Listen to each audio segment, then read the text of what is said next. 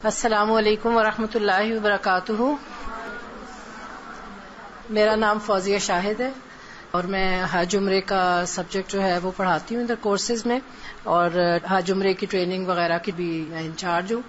تو آج اب جو نیا ٹاپک ہے ہمارا وہ یہ ہے کہ حرمین شریفین میں بیٹھ کے کیے جانے والے نیک اعمال اور ایسے کام جو کہ نہیں کرنے چاہیے. تو آپ لوگ جب اپنی ورکشاپ کریں، ٹریننگ کریں، تو اس میں لوگوں کو آپ یہ بتائیں کہ وہ جس مبارک سفر پہ جا رہے ہیں اس میں 5 دن تو حج کے جو ہیں وہ منا، عرفات، مزدلفہ وغیرہ میں گزریں گے، لیکن اس کے بعد آگے پیچھے دن جو ہیں وہ مسجد الحرام اور مسجد نبوی میں گزارنے ہیں. اور یہ سفر ایک طرح سے ایسا سفر ہے جس میں وہ والی بات آ جاتی ہے کہ فمن ثقلت موازینہ، جس کے اعمال نامے بھاری ہو جائیں. تو جب وہ دونوں مسجدوں میں بیٹھیں تو ایسے کام کریں زیادہ سے زیادہ جس سے ان کے موازین بھاری ہوں، نہ کہ ایسی غلطیاں کریں کہ جو انہوں نے نیکیاں کمائی ہیں وہی ان کی نیگیٹو مارکنگ شروع ہو جائے. آپ صلی اللہ علیہ وسلم نے فرمایا کہ 3 مساجد کی طرف سفر کرنا باعث اجر اور ثواب ہے. اسی طرح آپ سب نے یہ بھی پڑھ رکھا ہوگا کہ مسجد الحرام میں ایک نماز کا اجر جو ہے وہ 1,00,000 گنا ہو جاتا ہے، اور مسجد نبوی میں 1,000 گنا ایک نماز کا اجر ہو جاتا ہے. تو اسی لیے ہم نے یہ آپ کو یہ ہینڈ آؤٹ بھی دی ہے کہ ایسے کاموں کو دیکھا جائے کہ مسجد الحرام اور مسجد نبوی میں بیٹھ کر کیا کیا نیک اعمال کیے جا سکتے ہیں اور پھر کن کاموں سے بچنا ہے. تو سب سے پہلے آپ دیکھیں کہ نماز کے لیے مسجد کی طرف آتے ہوئے صاف ستھرا اور ساتر لباس جو ہے وہ پہننا چاہیے. یہ لوگوں کو بتانے کی بات ہے. مسجد میں داخل ہوتے ہوئے دایاں پاؤں اندر رکھ کے دعا پڑھنی چاہیے. تحیت المسجد ادا کرنا چاہیے سوائے اس کے کہ جب احرام کی حالت میں، اس وقت کیا ہے کہ عمرہ کرنا زیادہ افضل ہے. پھر اس کے بعد جب اذان ہو تو اذان کا جواب دیا جائے. جب آپ اپنے ٹریننگ سیشن رکھیں اپنی برانچز میں تو ان کو اذان کا جواب دینا سکھائیں کہ اذان کا جواب کیسے دینا ہے، پھر درود پڑھنا ہے، پھر دعا پڑھنی ہے. نماز کے لیے مسجد میں وقت سے پہلے آنا، اذان سے پہلے آنا اور اگلی صفوں میں کسی کو تکلیف دیے بغیر جگہ تلاش کرنا اور بیٹھنا.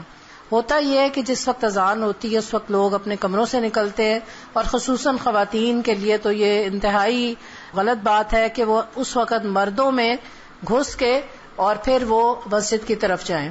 دیکھیں جو مسجد الحرام ہے اور جو طواف کی جگہ ہے وہاں اور بات ہے، اس کے باہر کیا ہے، سب بازار ہیں. ہوٹلوں کے آگے اور ہوٹلوں کے نیچے سب بازار ہیں. وہاں راستوں میں خواتین مردوں میں گھس کے اندر آتی ہیں تو وہ انتہائی غلط بات ہے اور اپنے اعمال کو ضائع کرنے والی بات ہے. آپ سب جانتے ہیں کہ خواتین پر یہ فرض نہیں ہے کہ وہ مسجد میں جا کے نماز پڑھے، لیکن اگر اس صورت پہ وہ جائے گی مسجد کی طرف، یہ آج بار بار آپ لوگوں کو بتایا جا رہا ہے بار بار کہ یہ لوگوں کو اس چیز کی نصیحت کرنے کی ضرورت ہے جو لوگ حج پہ جا رہے ہیں.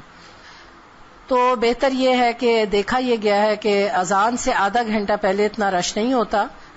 اس ٹائم پر جو ہے وہ اذان سے آدھا گھنٹہ پہلے نکلیں اور مسجد الحرام میں آ کے خواتین کی جگہ میں اور مرد جو ہے وہ اپنی مردوں کی جگہ میں بیٹھیں، جگہ تلاش کریں، اگلی صفوں میں جگہ تلاش کریں اور اللہ کا ذکر کرتے ہوئے اذان کا انتظار کریں. اذان ہو، اذان کا جواب دیں، درود شریف پڑھیں اور دعا پڑھیں. یعنی یہ سب چیزیں جو ہیں باعث اجر ہیں، اور دونوں مسجدوں میں بیٹھ کر تو ان کا اجر اور بھی زیادہ ہو جاتا ہے ان کاموں کے کرنے کا. پھر یہ کہ صف میں اگر آپ پہلے سے بیٹھے ہوئے ہیں اور ہوتا کیا ہے کہ دوسرے لوگ بعد میں جو دیر سے آ رہے ہیں تو بعض لوگ صفوں میں ان کو اپنے پاس جگہ نہیں دیتے، حالانکہ جب کھڑے ہوتے ہیں نا نماز پڑھنے کے لیے تو جگہ بن جاتی ہے اور لوگ چوڑے ہو کر بیٹھ جاتے ہیں اور باقی لوگوں کو جگہ نہیں دیتے. تو یہ بھی آپ لوگ سورۃ الحجرات میں پڑھ چکے ہیں کہ لوگوں کے لیے کشادگی پیدا کرو. تو اس چیز کی بھی آپ جانے والے حاجیوں کو یہ تربیت دیں کہ وہ جو بھی صف میں شامل ہونا چاہے، بیٹھنا چاہے، اس کے لیے گنجائش پیدا کریں. اس کے بعد یہ ہے کہ صفوں کو سیدھا رکھیں. جو پڑھے لکھے لوگ، علم حاصل کیے ہوئے لوگ جا رہے ہیں ان میں سے کوئی ایک شخص اٹھے اور صفوں کو سیدھا کر دے نماز سے پہلے. جس وقت امام کہتے ہیں کہ اپنی صفوں کو سیدھا کرو, اس وقت کوئی ایک شخص اٹھ کے, کوئی ایک خاتون اٹھ کے اپنی صف کو سیدھا کر سکتی ہیں. اور پھر یہ بھی انہیں بتائیں کہ اگلی صف میں اگر جگہ ہو تو اس جگہ کو پر کرنا ہے. یہ ہماری جو عام عوام جا رہی ہے نا, ان کو یہ باتیں نہیں معلوم, آپ لوگوں نے انشاءاللہ ان کو یہ بتانا ہے. پھر یہ کہ جماعت سے نماز پڑھنا, یہ خواتین کو بالکل نہیں آتا, کیونکہ پاکستان میں اتنا موقع نہیں ملتا. تو جماعت سے نماز پڑھنا کم از کم اس کو ایک ڈیمو کروا دیں. جب آپ ٹریننگ کروائیں نا تو 3 لوگوں کو کھڑا کر دیں, انہیں بتائیں کہ کس طرح پاؤں سے پاؤں جوڑ کے, کندھے سے کندھے جوڑ کے صف میں نماز جو ہے وہ ادا کرنی ہے. پھر اسی طرح نماز جنازہ پڑھنا. نماز جنازہ کا اجر آپ ضرور بتائیں انہیں کہ نماز جنازہ پڑھنے کا کیا اجر ہے. ہمارے پاکستان اور انڈیا اور بنگلہ دیش کے جو لوگ ہیں صرف وہ نہیں پڑھ رہے ہوتے نماز جنازہ خواتین, باقی تمام عرب ممالک کی جو خواتین ہیں وہ نماز جنازہ ان کو آتی بھی ہے, اور وہ یہ نیکی کا موقع ضائع نہیں کرتی. اس میں نماز جنازہ کا ظاہر آپ نے طریقہ بھی سکھانا ہوگا, اور نماز جنازہ کا اجر بھی بتانا ہوگا. آپ سب جانتے ہیں کہ نماز جنازہ پڑھنے کا ثواب یہ ہے کہ ایک پہاڑ جتنا اجر ملتا ہے. ٹھیک ہے, تو یہ چیزیں آپ ان کو جب بتائیں گے, اس کا اجر بتائیں گے, تو انشاءاللہ ان کو موٹیویشن ملے گی. پھر ساتھ ہی ساتھ آپ کو نماز جنازہ کا طریقہ بھی بتانا ہوگا. آپ کو آتا ہے نماز جنازہ کا طریقہ؟ چلے میں بتاتی ہوں. وہاں پر ہر نماز کے بعد ایک طرح سے کال, یعنی کہ مؤذن کہتے ہیں کہ جنازہ ہے, مرد کا ہے, خاتون کا ہے یا بچے کا ہے, وہ سب بتایا جاتا ہے. اور وہ جیسے استاذہ نے بتایا کہ بس اتنا سا وقفہ ہوتا ہے کہ بیچ میں آپ 2 سنت پڑھیں, تو اس کے بعد مؤذن پکارتا ہے. تو اس میں کرنا یہ ہے کہ کھڑے کھڑے ہی امام صاحب جب اللہ اکبر کہتے ہیں تو اس وقت اللہ اکبر کرنا ہے, اور پہلی رکعت میں جو ہے سورۃ الفاتحہ جو ہے پڑھنی ہے, نہ رکوع ہے نہ سجدہ ہے. پھر اس کے بعد دوبارہ اللہ اکبر ہوگا, تکبیر ہوگی, پھر اللہ اکبر کہنا ہے, اور پھر درود شریف پڑھنا ہے. پھر اس کے بعد تیسری دفعہ اللہ اکبر ہوگا کہ وہ کرنا ہے رفع یدین کر کے, اور پھر اس کے بعد مغفرت کی دعا جو ہے وہ آپ نے لوگوں کو بتانا ہے کہ وہ پڑھنی ہے. اور پھر ایک مرتبہ ایک جگہ سلام ہوتا ہے, اس طرف سلام ایک طرف ہی پھر چوتھی تکبیر کے بعد ایک طرف سلام پڑھنا ہے. دوسرے تکبیر کے بعد جو ہے درود شریف پڑھنا ہے. ثنا پڑھ بھی سکتے ہیں اور نہ بھی پڑھیں تو کوئی نہیں. اور اس کے بعد درود شریف یہ دیکھ لیں کہ ایک طرح سے وہی سیکوینس ہے جو دعا کا سیکوینس ہوتا ہے نا, کہ جیسے پہلے اللہ کی حمد, پھر درود شریف, اور پھر دعا, اور چوتھی تکبیر کے بعد سلام پھیرنا ہے. اور اس وقت یہ نہ بھولیں کہ ہم لوگ کیا کرتے ہیں, اس وقت بیٹھ کے اپنے لیے دعائیں کر رہے ہوتے ہیں, وہ تو ہم سارا دن کر سکتے ہیں. جو دنیا سے جا رہا ہے وہ سب سے زیادہ محتاج ہے کہ اس کے لیے اس وقت دعا کی جائے. مسلمانوں کے حقوق میں سے یہ ایک حق بھی ہے کہ اس کی نماز جنازہ ادا کی جائے. رکوع اور سجدہ نہیں ہوتا نماز جنازہ میں. ٹھیک ہے, جس طرح آپ لوگوں نے اپنے گلے میں پہنا ہے نا یہ ٹریننگ کا, اسی طرح کا ہماری ایک نیکلس میں حج اور عمرہ کی دعائیں اور طریقہ کا پروڈکٹ آ رہا ہے کچھ ہی دنوں میں. اس کے اندر بھی نماز جنازہ کی جو ہے وہ دعا ہے. اور چونکہ یہ ایک نفل نماز ہوتی ہے تو آپ کو پتہ ہے نفل نماز میں کچھ اٹھا کے جس طرح تراویح میں قرآن پڑھ رہے ہوتے ہیں لوگ, تو آپ لوگوں کو یہ بھی بتا سکتے ہیں کہ وہ ادھر سے دیکھ کے پڑھ لے. تو اس کے اوپر لوگوں کو ابھاریں, کیونکہ یہ بہت زیادہ اجر حاصل کرنے کا موقع ہوتا ہے جو کہ ہم بیٹھ کے ضائع کر دیتے ہیں. پاکستانی خواتین اس ٹائم پہ بیٹھ کے باتیں کر رہی ہوتی ہیں. اچھا, اس کے بعد یہ ہے کہ نماز جنازہ پڑھنا, یہ تو نماز سے تعلق ہو گئے. پھر اس کے بعد نفلی جو ہے طواف کیے جا سکتے ہیں جتنی بھی توفیق ہو, اور مقام ابراہیم پر نفل پڑھنا. عام لوگوں کو یہ نہیں پتا ہوتا کہ طواف کے ساتھ نفل ضروری ہے, تو یہ بھی آپ نے آپ لوگوں کو بات بتانی ہے کہ طواف کے جو ہے اس کے یہ کہلاتے ہی طواف کے نفل ہیں, یہ 2 نفل جو ہیں. اور ان نفلوں میں سورۃ الکافرون پہلی رکعت میں, سورۃ الاخلاص دوسری رکعت میں. پھر اسی طرح یہ کہ تھوڑی سی ٹائم مینجمنٹ آپ لوگوں کو بتائیں, اور یہ بھی بتائیں کہ دیکھیں ہم اپنے کمروں میں, آرام دہ کمروں میں, ہم اپنے آرام دہ گھروں میں ساری زندگی رہتے ہیں. یہ سفر ہم حج کا فرض پورا کرنے کے لیے اور نیکیاں کمانے کے لیے یہ کرتے ہیں. تو کوشش کریں کہ زیادہ سے زیادہ وقت اپنا مسجد الحرام میں گزاریں. اس کے لیے تھوڑی سی آپ ان کو ٹائم مینجمنٹ بتا دیں کہ مثلا یہ ہے کہ فجر کی نماز پڑھی, اس کے بعد عشاء کی نماز پڑھ کے اور کمرے میں جا کے آرام کریں. ظہر سے پہلے آ جائیں آرام کر کے, اور ظہر بھی وہاں پہ پڑھے اور عصر بھی وہیں پر پڑھے اور اس کے درمیان جو ہے اپنی عبادات جو ہے وہ کر سکیں. اور اسی طرح کچھ گھنٹے کے اعتکاف کی بھی نیت کر سکتے ہیں کہ یہ خاموشی اختیار کر کے اور اپنی عبادات جو ہے وہ کرتے رہیں. پھر وہ عبادات کیا ہیں؟ قرآن مجید کی تلاوت کرنا، قرآن مجید کا ترجمہ پڑھنا. جن لوگوں کو ادھر موقع نہیں ملتا وہاں ریکس پہ قرآن کی تفسیر اردو کی بھی پڑھی ہوتی ہے، وہ بتائے ان کو کہ وہاں پہ پڑھی ہوتی ہیں، آپ وہ ترجمہ پڑھ سکتے ہیں. پھر اس کے بعد قرآنی اور مسنون دعاؤں کی کتابیں لے جائیں، وہ پڑھیں بھی قبولیت کے اوقات میں. قبولیت کے اوقات بھی انہیں بتائیں کہ کون کون سے قبولیت کے اوقات ہیں، مثلا اذان اور اقامت کے درمیان، ٹھیک ہے، جو قبولیت کے اوقات ہیں، جمعے کی گھڑی کا، عصر کے بعد کی گھڑی کا، یہ سب چیزیں بھی بتائیں انہیں. پھر اس کے بعد یہ کہ قرآنی اور مسنون دعائیں پڑھیں بھی، اور جو دعائیں نہیں یاد، جو ادھر رہ کے اپنے ملک میں اپنے گھر میں مصروفیات کے باعث وہاں پر کوئی ایک چھوٹی دعا یا کوئی ایک ذکر کو یاد کرنے کا ٹارگٹ رکھ لیں کہ یہ میں نے یاد کرنا ہے. پھر اس کے ساتھ ساتھ جو عام لوگ ہوتے ہیں انہیں حفظ کی عادت نہیں ہوتی اور وہ نماز میں، فرض نمازوں میں بس چند صورتوں کی ریپیٹیشن رکھتے ہیں، سورہ اخلاص پڑھ لی اور سورۃ الکوثر پڑھ لی. تو یہ انہیں بتائیں کہ آپ وہاں ایک آیت کا بھی ٹارگٹ رکھ لیں روز کا کہ ایک آیت میں نے یاد کرنی ہے، تو آپ کئی صورتیں وہاں سے یاد کر کے لوٹیں گے. اور اس کا بھی بہت اجر ہے. آپ کو پتہ ہے نبی اکرم صلی اللہ علیہ وسلم کی مسجد میں بھی علم حاصل کرنا اور مسجد الحرام میں بھی علم حاصل کرنا اور دوسروں کو بھی جو دینا، علم دینا، اس کا بہت اجر اور ثواب ہے. اسی طرح اللہ تعالیٰ کا ذکر کریں، اور جب نماز پڑھ لیں، پھر نوافل پڑھ لیں، پھر اس کے بعد قرآن پڑھ لیں، پھر اب اگر تھوڑا تھک گئے ہیں تو لیٹ جائیں، تھوڑا سا اپنا بیگ سر کے نیچے رکھ کے اگر تھک گئے لیٹ جائیں. کیونکہ میں بتا رہی ہوں نا کہ ایسی ٹائم مینجمنٹ ہو کہ زیادہ سے زیادہ ٹائم ادھر گزرے، تو لیٹ کے پھر اللہ کا ذکر بھی کیا جا سکتا ہے. اور اس کے بعد خصوصاً فجر اور عصر کے بعد جو ہے اللہ تعالیٰ کا ذکر کرنا، اور صبح شام کی دعاؤں کا پڑھنا، ان کی دعاؤں کے کارڈ یہیں سے لے کے جانا، اس چیز کے بارے میں بھی لوگوں کو آپ بتائیں. پھر اس کے ساتھ ساتھ یہ ہے کہ پھر صدقہ آ جاتا ہے، مساکین پر صدقہ کرنا. بہت سارے لوگ وہاں پر ایسے آئے ہوتے ہیں جن کے پاس صرف ٹکٹ کے خرچہ تھا زیادہ راہ میں سے، اور سڑکوں پر اور فٹ پاتھوں پر سو رہے ہوتے ہیں. تو ان لوگوں کو جو ہے ایک طرح سے مالی صدقہ بھی کیا جا سکتا ہے. اور دوسرا یہ کہ آپ جن کو ٹریننگ دیں گے ان کو آپ بتائیں کہ جب ان کے گروپ والے ان کو کھانا دیتے وہ بہت ضرورت سے زیادہ ہوتا ہے، تو یہاں سے چھوٹے چھوٹے شاپرز لے جائیں اور جو کھانا بچے وہ شاپر میں ڈالیں اور لے جا کے کسی راستے میں کسی بھی غریب کو جو سڑک فٹ پاتھ پہ بیٹھے اس کو وہ دیا جا سکتا ہے. پھر یہ کہ حرم میں بیٹھے ہوئے لوگوں کو آپ خود اگر پانی پی رہے ہیں، آپ کی نظر پڑ رہی ہے کسی کی طرف، وہ پیاسا ہے، اس کو آپ پانی پلا سکتے ہیں. پھر اس کے علاوہ انہیں بتائیں کہ سلام میں کثرت کریں، کسی کو جانتے ہیں یا نہیں جانتے لوگوں کو سلام کریں.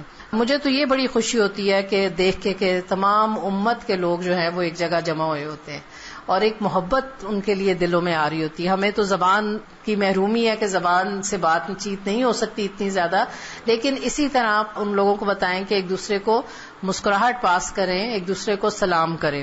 پھر اسی طرح کہ انہیں بتائیں کہ کوئی بوڑھی خاتون ہے اور وہ پاس بیٹھی ہیں. بعض اوقات خواتین جو ہیں وہ اپنے ہاتھوں سے اپنی ٹانگیں خود ہی دبا رہی ہوتی ہیں، اتنی تھکی ہوئی ہوتی ہیں، تو ان کی ٹانگیں دبا دیں اور ان کی کوئی مدد کر دیں اور کسی کا سامان اٹھا دیں. اور اس کے ساتھ پھر یہ ہے کہ ویل چیئر پہ کچھ لوگ ہوتے ہیں ان کی مدد کر دیں، وہ اپنی ویل چیئر کو ایڈجسٹ کر رہے ہوتے ہیں فرض نماز کے وقت، یہ بتائیں کہ یہ بھی نیکی کا کام ہے، یہ کام کر دیں. کوئی راستہ گم گیا ہے تو وہاں پہ لوگ یہی ہے کہ اپنے میں مگن منہ اٹھائے چلے جا رہے ہوتے ہیں. جو آپ سے کوئی راستہ پوچھ رہا ہے اس کو راستہ بتا دیں، اور اگر آپ کو راستہ نہیں آتا تو ان کو ایسے لوگوں تک پہنچا دیں کہ جو راستہ ان کو بتا سکتے ہیں. پھر اسی طرح یہ ہے کہ اگر کوئی بدعت کر رہا ہے، کوئی شرک کر رہا ہے، اس کو بھی آسان طریقے سے جو ہے، جیسے آج استاذہ نے بھی بتایا کہ پیار سے اس کو ہاتھ سے، اگر طواف میں بھی کوئی غلط کام ہو رہا ہے تو اس کو درست کر دیجیے. مثلا یہ ہوتا ہے کہ خواتین کے بازو جو ہے وہ جب حجر اسود کا استلام کرتی ہیں تو وہ یہاں نیچے تک آئے ہوتے ہیں. تو اول تو آپ لوگوں کو ٹریننگ میں یہ بتائیں کہ حج پہ جانے کے لیے جب وہ گاؤن لے تو وہ ایسا ہو جس کے کف ہوں، جہاں سے بند ہو جائے. اگر ایسا بھی نہیں ہے تو پھر کوئی ایسا ادھر ٹانکا تو نہ لگائیں, کیونکہ وضو وغیرہ کرنا ہوتا ہے. کوئی ٹچ بٹن لگایا جا سکتا ہے. اگر ایسا گاؤن نہیں سلوا سکتے تو ٹچ بٹن لگا لیں, تاکہ استلام جب کرتے ہیں اس وقت تو وہ ضرور بازو طواف کے دوران ننگا ہو رہا ہے. اور آپ کو پتہ ہے یہ کتنے لوگ ہوتے ہیں طواف میں جن کی نظر عورتوں کے اس طرح ننگے بازوؤں پہ جاتی ہیں. پھر اسی طرح یہ ہے کہ الہدا کے جو پروڈکٹس ہیں حج سے متعلق وہ انٹروڈیوس کرائیں لوگوں کو, اور یہ بھی ایک صدقے میں آ جاتا ہے کہ عمرے کا حج کا صحیح طریقہ لوگوں کو پتہ چل جائے, کیا دعائیں پڑھنی ہیں وہ لوگوں کو پتہ چل جائے, اور اس کے لیے وہ ساتھ اپنے یہ چیزیں لے کے جا سکتے ہیں. اور آپ لوگوں کے لیے یہ ہے گائیڈنس کہ آپ لوگ جب ٹریننگ کریں تو یہاں سے حج کے پروڈکٹس کا اپنا ایک سٹال لگائیں اس میں ٹریننگ میں. اور آج ہی آپ کو جو سارے سیشنز بتائے گئے ہیں ضروری نہیں ہے کہ آپ ایک ہی دن میں لوگوں کو کرائیں. آپ اپنی برانچ میں اگر حج ٹریننگ رکھتے ہیں تو یہ سیشن آپ کم از کم 3 دن رکھیں حاجیوں کے لیے, ٹھیک ہے, جس میں ایک دن میں آپ روحانی تیاری بتا سکتے ہیں, پھر اس کے ساتھ عمرہ بتائیں, پھر مناسک, اور یہ سب چیزیں ایک دن میں نہ بتا دیں کیونکہ وہ پھر لوگ گریسپ نہیں کر سکتے, ٹھیک ہے نا. اچھا, یہ سارے پروڈکٹس دیکھیں اور یہ لے جائے. اور وہاں پہ میں دیکھتی ہوں وہاں پر خواتین جو ایسے ہی بیٹھی ہوتی ہیں, ٹائم ضائع کر رہی ہوتی ہیں, یہ وہاں پر لوگوں کو تقسیم کر دیا جائے. 15 روپے کی ہے یا اس طرح سے ہے, تو یہ بہترین صدقہ ہے کہ وہ دعائیں پڑھیں گی تو آپ کے لیے بھی پھر فرشتے دعا کریں گے. وَإِيَّاكَ نَسْتَعِينُ ہے, حج بیت اللہ ہے, یہ لوگوں کو انٹروڈیوس کروائے. حج نبوی کا آنکھوں دیکھا حال ہے, افضل ایام میں افضل اعمال ہے, ٹھیک ہے. اسی طرح آپ بیٹھے ہوئے ہیں تو آپ کے گرد کوئی پاکستانی ہے, کوئی اور فارینر ہے, اور بعض اوقات آپ خود قرآن پڑھ رہے ہوتے ہیں اور لوگ آپ کو آبزرو کر رہے ہوتے ہیں, وہ آپ سے کچھ پوچھتے ہیں, تو الہدا کی ویب سائٹ کے بارے میں لوگوں کو بتائیں کہ آپ وہ ویب سائٹ کھول سکتے ہیں اور وہاں سے انگلش میں اور اردو میں بھی قرآن پاک کی تعلیم کے مواقع موجود ہیں. لوگوں کو لائبریری کا بتائیں کہ اگر وہ وہاں جا کے علم حاصل کریں. اچھا, اب یہ ہے کہ ایک اور چیز کہ لوگوں کے لیے دعائیں کریں. کسی کے اندر آپ کوئی خرابی دیکھتے ہیں کچھ لوگوں میں کہ لڑ رہے ہیں, جھگڑ رہے ہیں, کوئی اور برائی دیکھتے ہیں, تو ادھر ہی بجائے ان کو برا بھلا کہنے کے ان کے لیے دعا کریں. اسی طرح باقی کسی کے اوپر آپ کی نظر پڑتی ہے کہ کوئی بڑا تڑپ کے دعا کر رہا ہے, رو رہا ہے, اس کے لیے لوگوں کو بتائیں کہ اس کے لیے دعا کریں. آپ اپنی ٹریننگ میں لوگوں کو بتائیں کہ جب آپ کسی کے لیے دعا کرتے ہیں تو فرشتے آپ کے لیے دعا کرنا شروع ہو جاتے ہیں. پھر اسی طرح امت مسلمہ کے لیے اور پاکستان کے لیے ان کو کہیں کہ خصوصی طور پہ جب جائیں حاجی تو ان کے لیے دعا کریں.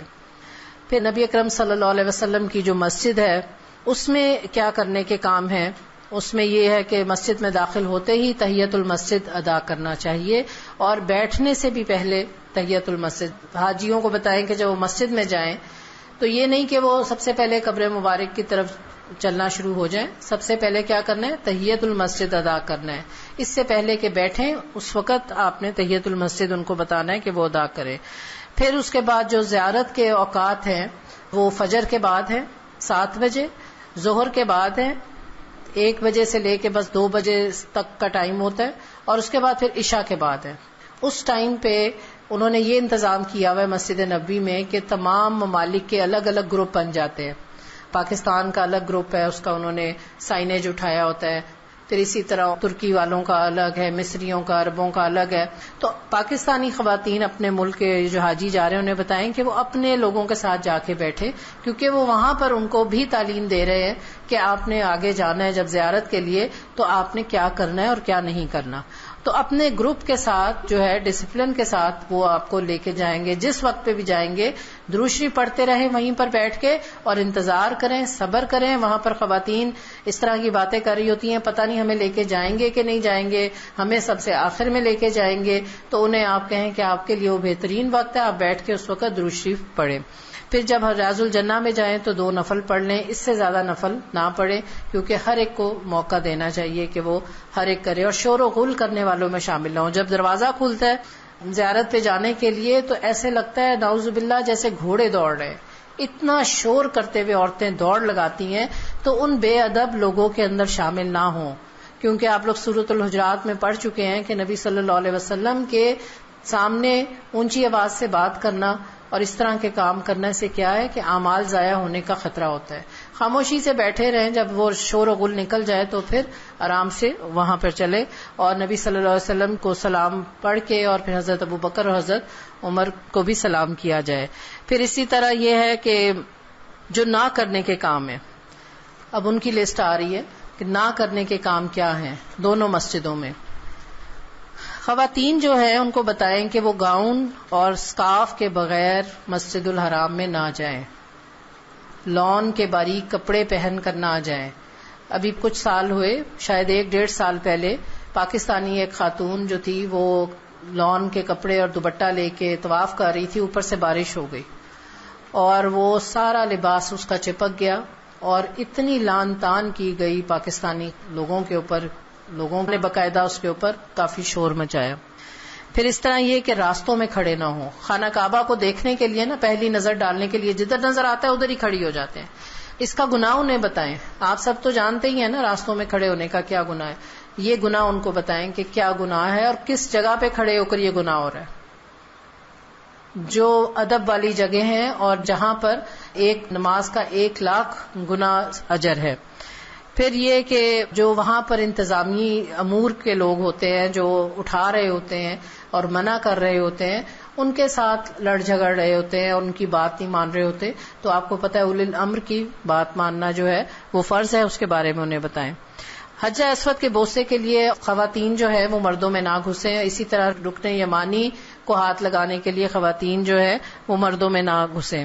پھر یہ کہ مسجد میں دیر سے آنے کی صورت میں دوسروں کو تنگ کرتے ہوئے اگلی صف میں جانا, یہ بھی اس چیز سے بھی منع کریں کہ ویسے پہلے دیر سے آئے, اذان ہو گئی, اب یہ کہ میں نے تو سب سے آگے جا کے نماز پڑھنی ہے, تو یہ تو تنگ کرنے والی بات ہے. اور نبی صلی اللہ علیہ وسلم نے ایسے شخص کے بارے میں کہا تھا کہ دیر سے آیا اور لوگوں کو تنگ کیا. پھر یہ کہ مسجد میں کوئی گندگی نہ پھیلائی جائے, پانی نہ پھینکا جائے, کوئی اور کھانے پینے کے جو ریپرز ہیں وہ نہ پھینکے جائیں. پھر یہ کہ سارا وقت خواتین وہاں پر بیٹھ کے باتیں کرتی رہتی ہیں, اس چیز سے منع کریں اور انہیں بتائیں کہ یہ کیا مقام ہے, یہاں پر ذکر الہی کریں زیادہ سے زیادہ. باتیں جو ہے وہ تو کرنی ہے, زبان تو رکنی نہیں ہے. اس دفعہ میں بھی رمضان میں تھی تو میرے ساتھ ایک خاتون تھی, فیصلہ آباد سے آئی ہوئی تھی, خاموشی سے بیٹھ کے اپنی عبادت کرتی رہتی تھی. مجھے کہتی ہیں کہ آپ سے ایک مسئلہ پوچھنا ہے. میں نے کہا جی بتائیں. کہتی ہیں کہ یہ اتنی عظیم جگہ ہے, یہ اتنی عظیم جگہ ہے, اور یہ عورتیں سارا وقت بولتی رہتی ہیں, سارا وقت بولتی رہتی ہیں. اور وہ رونا شروع ہو گئی اور کہتی ہیں کہ یہ تو اذان اور اقامت کے درمیان بھی بولتی رہتی ہیں. کہتی ہیں کہ ہم تو گھر میں بھی نہیں بولتے, ہمیں تو ہمارے بزرگوں نے منع کیا ہوا ہے کہ زبان زیادہ نہیں چلانی, ہماری بچپن سے اس پہ تربیت کی ہوئی ہے. تو میں نے تو گھر میں ایک ڈائری رکھی ہوئی ہے, جب میرا بولنے کو نہیں دل کرتا اور میں ایسی کیفیت میں ہوتی ہوں تو میں اس ڈائری پہ لکھ کے بات کرتی ہوں. اور میں نے اپنے بچوں کی بھی اسی طرح ہی تربیت کی ہوئی ہے. میں نے اتنا ان سے سیکھا کہ میں آپ کو بتا نہیں سکتی. تو یہ چیز لوگوں کو بتانے کی ہے کہ باتیں تو کرنی ہی کرنی ہے. ہم اپنے ملک میں بھی آ کے باتیں کرتے رہیں گے. اب پھر کیا ہوتا ہے, مسجد الحرام میں بیٹھ کے غیبتیں ہو رہی ہوتی ہیں, اپنی اپنی بہوؤں کی, نندوں کی, ساسوں کے قصے سنائے جا رہے ہو. تو اس وقت ہم یہ بات کریں گے مسجد الحرام میں بیٹھ کے کیا کام کرنے اور کیا کام نہیں کرنے. یہ آپ لوگوں نے لوگوں کو بتانا ہے کہ اتنی نیکی کے سفر پہ جاتے ہوئے یہ نہ ہو کہ ان کی نیگیٹو مارکنگ ہو جائے ساری. ٹھیک ہے نا. تو یہ کس چیز کی احتیاط کرنی ہے. پھر یہ کہ جمعے کی جو نماز ہو رہی ہوتی ہے اس کے خطبے میں باتیں ہو رہی ہوتی ہیں, کیونکہ عربی زبان نہیں پتا, امام صاحب خطبہ دے رہے ہیں. اب یہ آپ کو تو پتا ہے کہ خطبے میں خاموش کروانا بھی منع ہے, تو یہ آپ نے بتانا ہے لوگوں کو کہ خطبے میں جو ہے بات چیت نہیں کرنی, بس خاموشی سے اپنی جگہ پر بیٹھ کے سنتے رہیں. اس کے بعد ظاہر ہے کہ جو لڑائی جھگڑے ہو رہے ہوتے ہیں اس سے منع کرنا ہے کہ وہاں پہ کوئی آپ کی جگہ پہ بیٹھ جائے, کچھ ہو جائے, آپ نے صبر کا مظاہرہ کرنا ہے اور لڑائی جھگڑا نہیں کرنا. اچھا, پھر کسی طرح بھی دوسرے کی عبادت میں خلل نہیں ڈالنا. مثلا طواف ہو رہا ہے, اب طواف میں ہوتا یہ ہے کہ پہلا جب چکر کوئی شروع کرتا ہے نا حجر اسود کا استلام کر کے, تو وہ خانہ کعبہ کے قریب ہونا چاہتا ہے اور وہ قریب ہو جاتا ہے. اس کے بعد آہستہ آہستہ درمیان میں آ جاتا ہے. تو جو 7واں چکر ہے نا اس میں کوشش کریں, لوگوں کو بتائیں کہ وہ 7ویں چکر میں اپنے آپ کو باہر کی طرف لیتے آئے. اگر وہ اندر کی طرف سے باہر نکلیں گے طواف کرتے ہوئے تو کیا ہوگا، خود بھی ان کو ایک ہجوم کراس کرنا پڑے گا، اور دوسرے لوگ بھی اپنے رو میں جو چلے جا رہے ہوتے ہیں، طواف کر رہے ہوتے ہیں، وہ بھی بہت سخت تکلیف میں آ جاتے ہیں. اور اسی طرح پھر یہ کہ طواف کی جگہ پر نفل نہیں پڑھنے. خصوصاً خواتین جو ہیں وہ ایسی جگہوں پہ جا کے نفل پڑھیں جو خواتین کے حصے ہیں.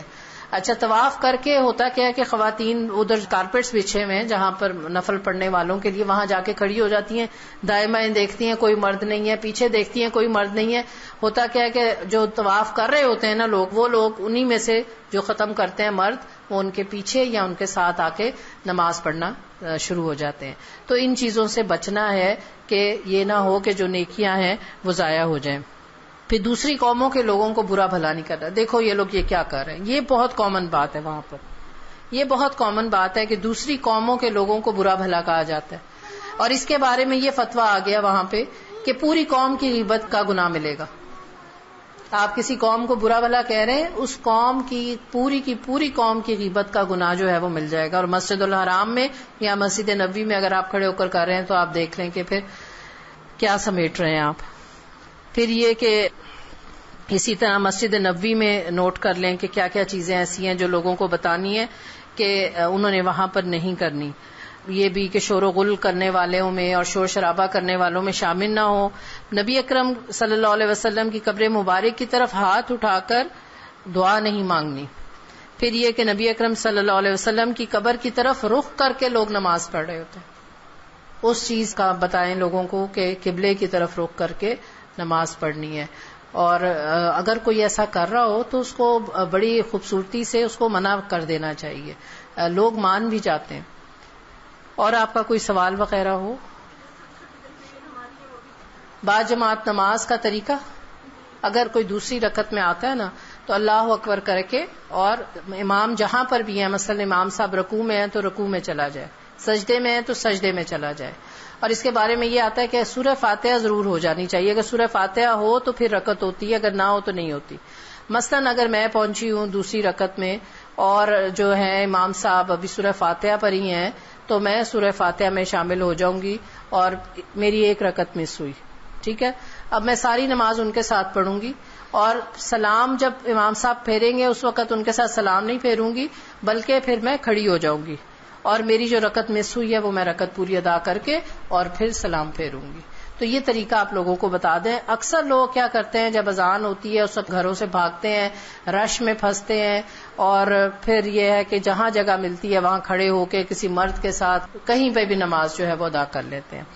اچھا، آج کا جو بھی سیشن ہوا اس کی اسیسمنٹ شیٹ آپ کو بھی ملے گی، وہ سب آپ لوگ فل کر کے ساتھ نہیں لے کے جانی، آپ نے واپس کرنی ہے، ٹھیک ہے.